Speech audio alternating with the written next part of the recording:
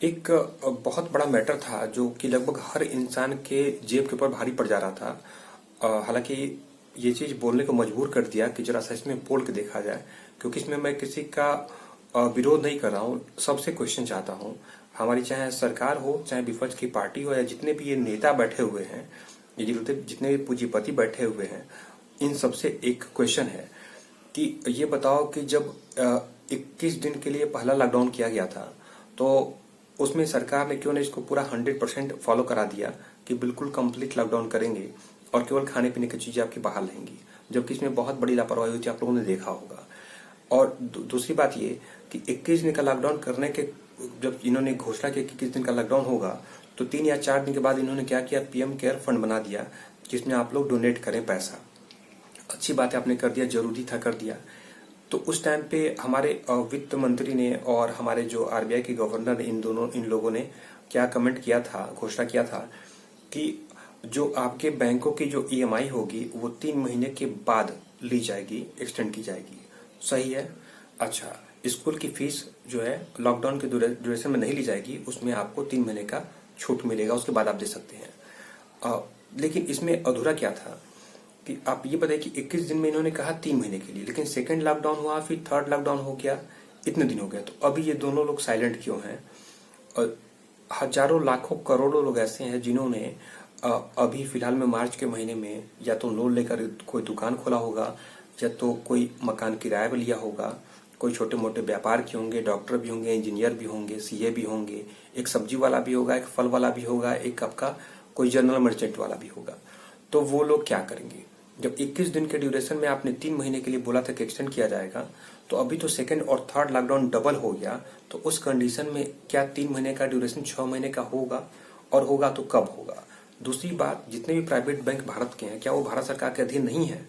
क्या वो पाकिस्तान के हैं कि ये लोग जो है तो लोगों के पास मैसेज भेज करके उनका पैसा काट रहे हैं, क्रेडिट कार्ड के बिल वाले उनसे डिमांड कर रहे हैं? तो जब भारत सरकार ने पब्लिक को बोल रखा है कि वो बिल्कुल लॉकडाउन करके रहे, तो उस कंडीशन में ये लोग मांगने वाले होते कौन है? अब इस कंडीशन में पब्लिक क्या करे? जिसके पास रोजगार नहीं है, जो लोग घर बैठे हुए हैं अपना काम बंद करके, तो वो बेचारे क्या करें? तो बहुत लोगों ने इसमें क्या कमेंट कर रखा था, मैंने देखा था कि जो लोग 21 दिन तक अपना खर्च नहीं चला पाते हैं, तो उन लोग को दिल्ली बंबई जैसे बड़े शहरों में जाने की जरूरत क्या थी? यानी कि जो लोग 20-25 साल से बाहर रह रहे हैं, उनको जरूरत क्या थी? तो 20-25 साल से जो लोग बाहर रहने को जरूरत क्या थी? तो सरकार भी तो किसी की हो, लेकिन सरकार की व्यवस्था तो उसी की तो है ना जिसकी पहले थी। सरकार तो बदलती है, पार्टियां बदलती हैं, लेकिन जो भारत सरकार आपकी, ये तो सदियों से चली आ रही ना आपकी। तो ये सरकार क्यों डिमांड कर दी कि उनको पीएम केयर में फंड चाहिए?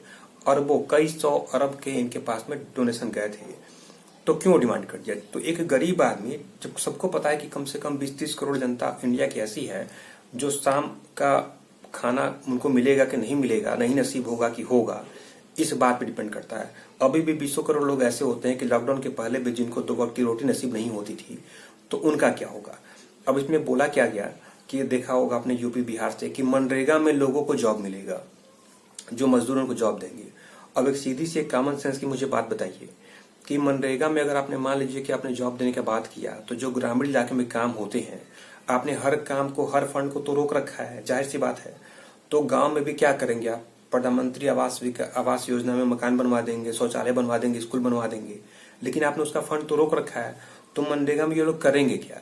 जब हर चीज आपने, हर प्रोजेक्ट को रोक रखा है पैसे के अभाव में, तो जो मजदूर है जिनको बोला कि आप मनरेगा में आप इनको जॉब देंगे, तो जॉब क्या देंगे? और मान लेते कि आपने फंड रिलीज भी कर दिया, तो एक गांव के डेवलपमेंट में क्या करेंगे? 500 मकान बनवा देंगे, एक जितनी कैपेसिटी उतने बनवाएंगे ना, उसके बाद इनका क्या?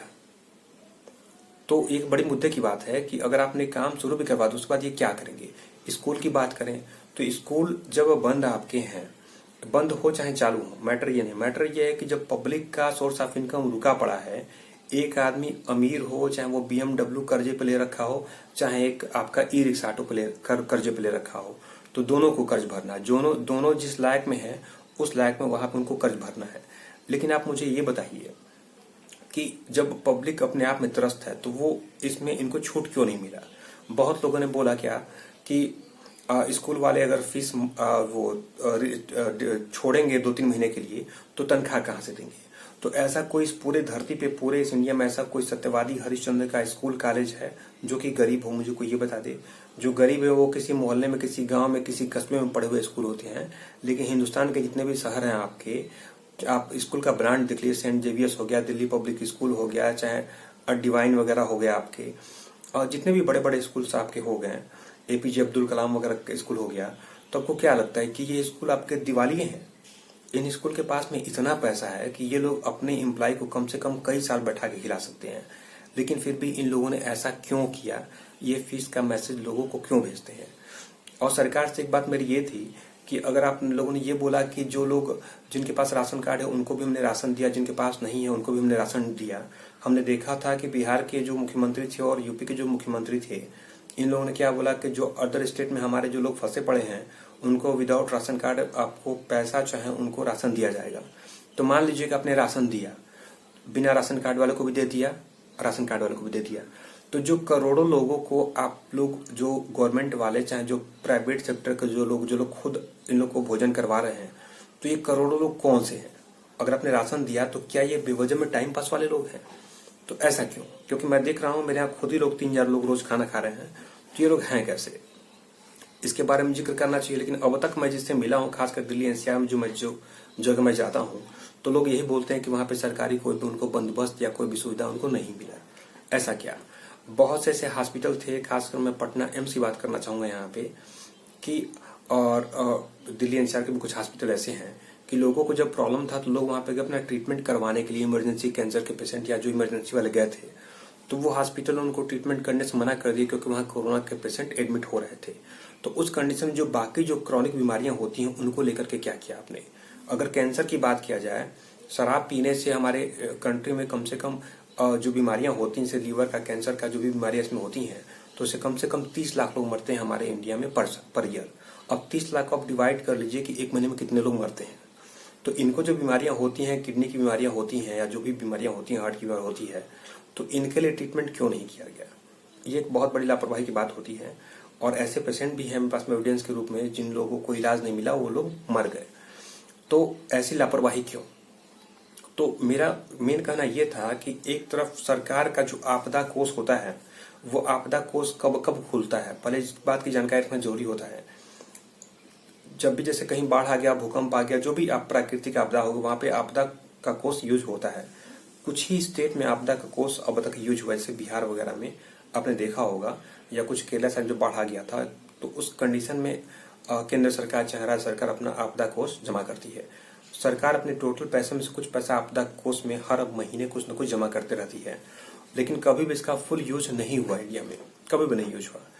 तो मेरा कहना यह है कि जब आपदा कोष आपका पहले से भी यूज नहीं हुआ, अभी से भी यूज नहीं हुआ, जब प्रावधान है कि उसमें हमेशा पैसा जाएगा, निकलेगा, आपदा आएगी, तो उस कंडीशन में जब सरकार अपने आप को 21 दिन तक नहीं संभाल सकती है, तो जो पब्लिक कमाती है, खाती है, जिनको 5,000, 10,000, 20,000, 30,000 तनख्वाह मिलता है, जो फैमिली को रख करके कमाते हैं, खाते हैं, तो वो 21 दिन तक कैसे अपने आप को रोक पाएंगे? तो इस पे सरकार चुप क्यों है? अभी भी जितना मैं टीवी देखता हूँ, जैसे अब मैं देखता हूँ रिपब्लिक भारत को, तो रिपब्लिक भारत में क्या न्यूज आता है कि स्पेशली पाल घर लेकर के यहाँ पे आता है, लेकिन पाल घर पर अभी तक कुछ हुआ नहीं, क्योंकि सबको पता है गवर्नमेंट वहां पे मिली हुई थी।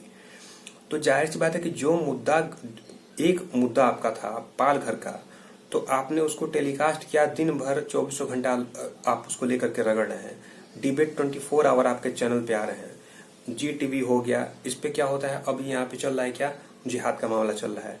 लेकिन अभी जिहाद का मामला ठीक है, आप चलाइए, जिस तरीके से उन लोगों ने खराब किया माहौल को, उस तरीके से आप उसको सुधारने का काम करिए, उस पर आप अपना रिपोर्टिंग करिए, सही सब चीज ठीक है। लेकिन अभी फिलहाल में उस चीज को करने के लिए समय पर्याप्त आपके पास में है। अभी लोगों को 2 वक्त की रोटी चाहिए, अपना भविष्य चाहिए। जो लोग मर रहे हैं, जो लोग पैदल जा रहे हैं, उनको सपोर्ट चाहिए, उनको हेल्प चाहिए। तो इस पे तो न्यूज का कभी आपने देखा नहीं होगा कि कभी न्यूज चैनल वाले ने किसी मिनिस्टर से पूछा होगा कि इसमें हम क्या करें, क्या नहीं करें। जिस तरीके से आरोग्य सेतु ऐप बनाया जा सकता है, तो इतना कॉमन सेंस की बात नहीं, लोग केवल बेवकूफ बनाते हैं कि किसी भी ऐप पे किसी भी यूजर को अगर हमने लॉग इन, साइन इन का हमने एक वो पॉइंट क्रिएट कर दिया, और वहां पे कोई आदमी अगर लॉग इन करता है तो उसका आईपी एड्रेस वहां पे चला जाएगा, जिसको कोई भी आसानी से ट्रैक कर सकता है। तो ये भी तो कर सकते थे ना कि भाई जो लोग गरीब है, जिनके पास में पैसा नहीं है, वो लोग वहां पे अगर आपको कंसल्ट करें तो डायरेक्ट आपकी टीम जा सकती है। अभी तो ये कंडीशन है कि जो 100 नंबर पे आप डायल करेंगे तो 100 नंबर का फोन ही जल्दी नहीं उठता है। बड़ी बात तो ये है।